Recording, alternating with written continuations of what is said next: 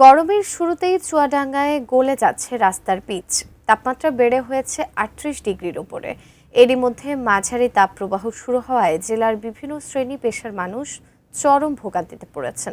চুয়াডাঙ্গা জেলার গরমের সর্বশেষ তথ্য নিয়ে বিস্তারিত জানিয়েছেন মোহাম্মদ মিঠুন।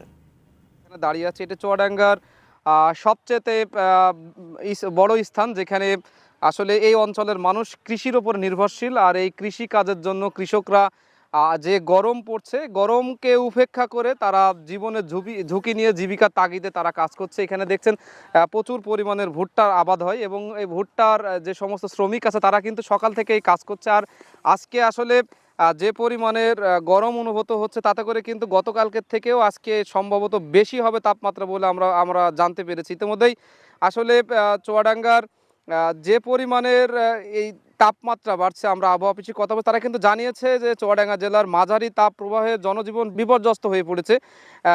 যার কারণে খেটে খাওয়া মানুষগুলো তাপ প্রবাহের কারণে নাকাল হয়ে পড়েছে।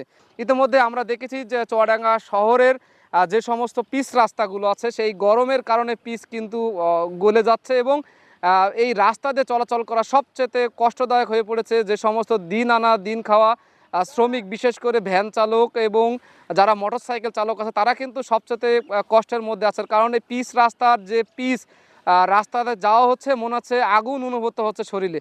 তো সব মিলে এই ছিল আমার কাছে চুয়াডাঙ্গা জেলার গরমের সর্বশেষ তথ্য।